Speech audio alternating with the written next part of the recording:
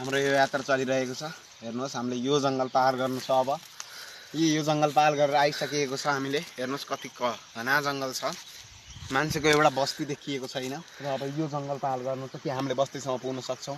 हामी 2 दिनदेखि भोकै छौँ, हामीले हेर्न सक्नुहुनेछ। आइए अघि बढ्ते हैं।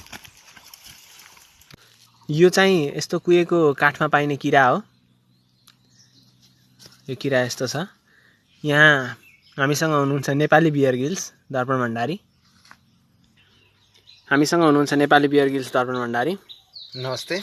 अब धेरै दिन भएको थियो मैले नखाएको केही, र आज म यहाँ आउँदाखेरि हेर्नुहोस् मैले यस्तो काठमा पाउने किरा पाएको छु। यसले धेरै नै प्रोटिन, बहुत मात्रामा प्रोटिन हुन्छ। यो हाम्रो शरीरका लागि स्वास्थ्यकर पनि छ। र अब मैले यो किरालाई प्रोटिन आफ्नो शरीरलाई लानलाई खाना लगाइरहेको छु। देख्न सक्नुहुन्छ